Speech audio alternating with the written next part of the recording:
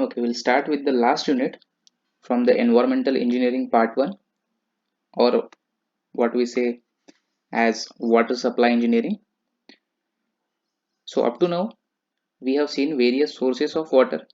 We have also seen in the previous chapter what are the various impurities that are present in water. Okay, now the next stage is to remove that impurities from the water, and that process, the process of removal of impurities from the water, is called as treatment of water or water treatment. So this is the last unit now. So what is the meaning of water treatment, or why it is required? It is required, that is treatment of water means removal of impurities. Removal of impurities present in water. Now we have seen what are the various types of impurities.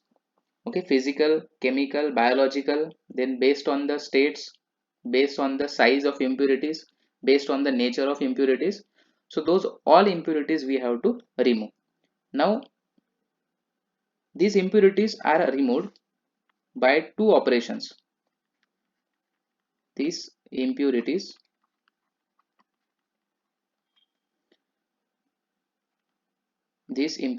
are removed by either,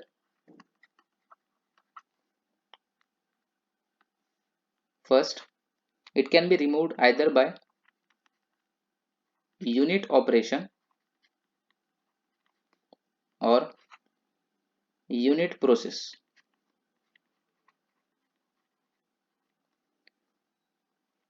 What is the meaning of unit operation and unit processes? So unit operation means the impurities are removed by using physical force. The impurities are removed by using physical force. That means physically we are removing the impurities. You can take the example of a screener. Okay, a screener is nothing but it is a screen. Okay, so whatever the big objects are there, so that big objects gets clogged in the screen. We'll be seeing that in the subsequent videos now. So right now just to write it down, what is the meaning of unit operation? That means the impurities are removed by physical forces. Unit processes means impurities are removed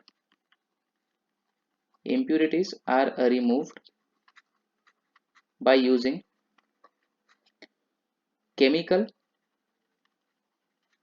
or biological forces. Just as we have seen in the previous videos that there is a process which is called as disinfection. So that disinfection kills all the pathogens. So pathogen is also one of the impurity coliforms we have seen, okay, in biological impurity. So that disinfection comes under the heading of a unit process. Okay, now so there are various processes that we are going to see now in the help with the help of tree diagram. So the first thing is called as a source. Okay, source of water.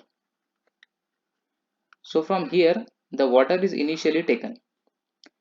Okay, now once the water is taken, it is transferred to some treatment plant. Okay, now in the treatment plant, which is the first process, the first process is called as screening. The first process is called as screening. After screening, the next step is called as pre-chlorination. Pre-chlorination. So you just have to imagine now that water is slowly flowing in this direction. Okay, initially the water, now here the water that was present is raw water. So this water contains all the impurities now. So slowly we have to take out all those impurities. So first step is screening, then the second step is pre-chlorination. After the pre-chlorination, the next step is called as aeration. Aeration. After aeration, the next step is sedimentation.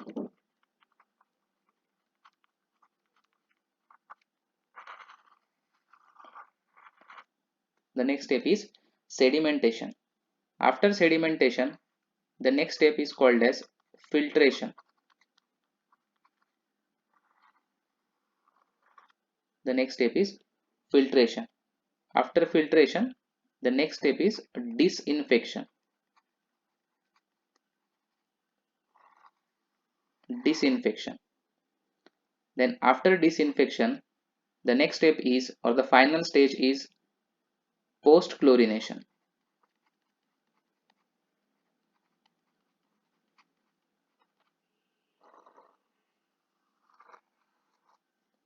And after post chlorination, we get wholesome water.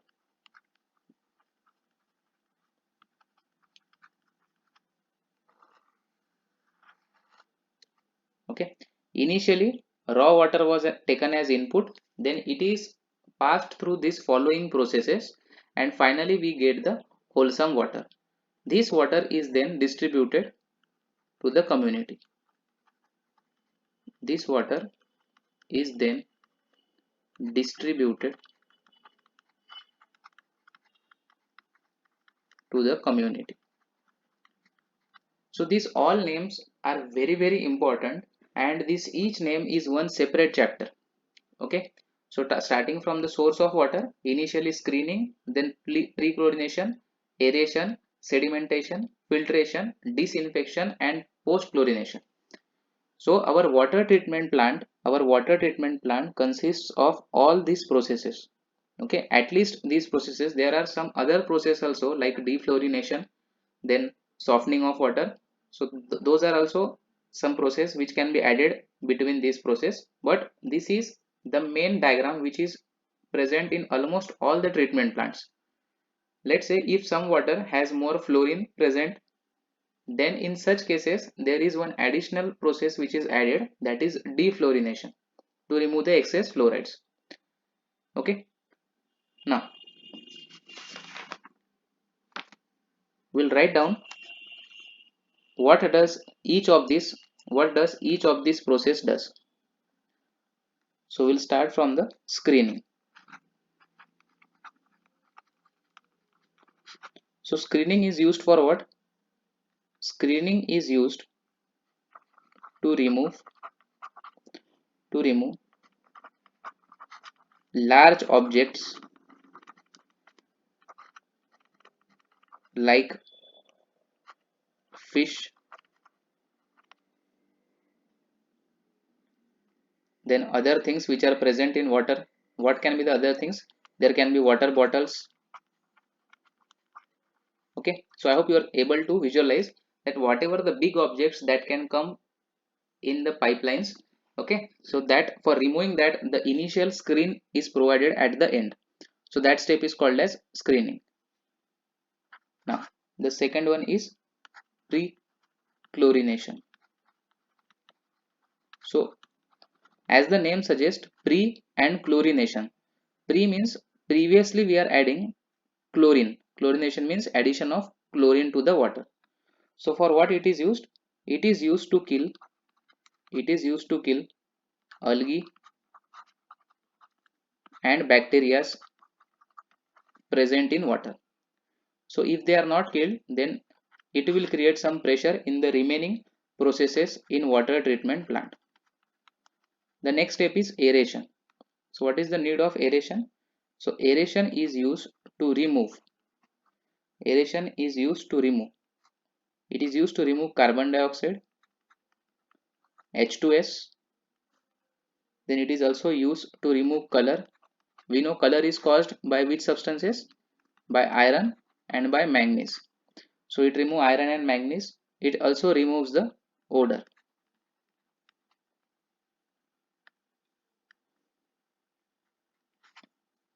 Next, sedimentation.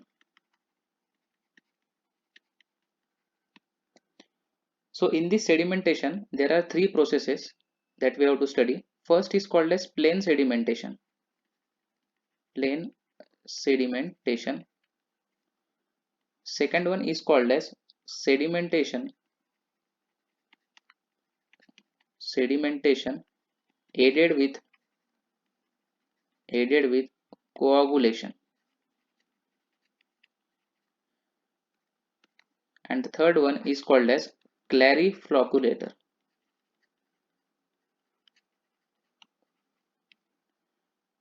So what is the use of this? So this plain sedimentation process, it is used to remove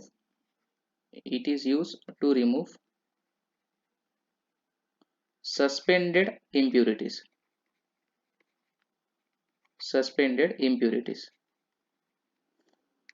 Sedimentation aided with coagulation, this is used to remove colloidal impurities. And clariflocculator, it is nothing but it is a combination of 1 and 2. Combination of 1 and 2. Okay, so this plain sedimentation and sedimentation aided with coagulation, these are two separate processes. If these two processes are to be done in one single unit, then it is called as clariflocculator, that is combination of 1 and 2. Okay, so after sedimentation, next step is the filtration. So filtration, it is used to remove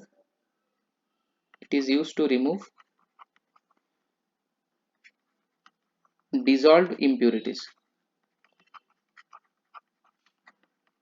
See, initially we have classified impurities based on the size as suspended, colloidal and dissolved.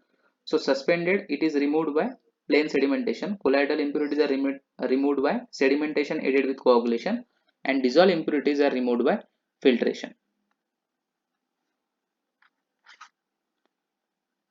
The next is disinfection.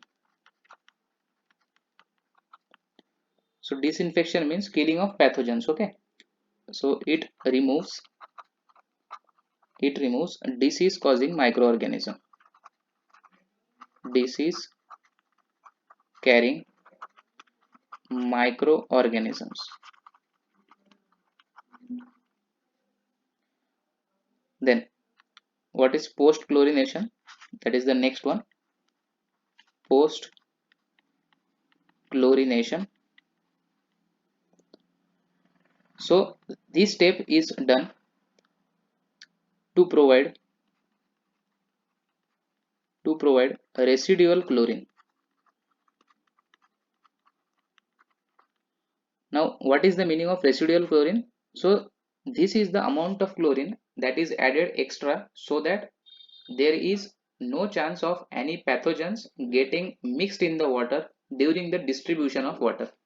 When the water is transferred from the water treatment plant to your houses, then during those processes there should not be attack of any harmful organisms, or there should not be any development of harmful organisms in the water. So for that there is some added extra chlorine added after the disinfection process.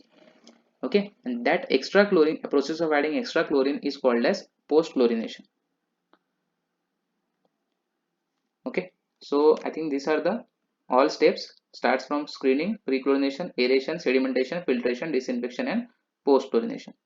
So you can see now each of the impurity is removed by one of the processes here, and this is how we will be treating the water. Okay, so that is the main agenda here. Treatment of water means removal of impurities. So we have seen all the impurities in previous chapter. Now we will be seeing how to remove them.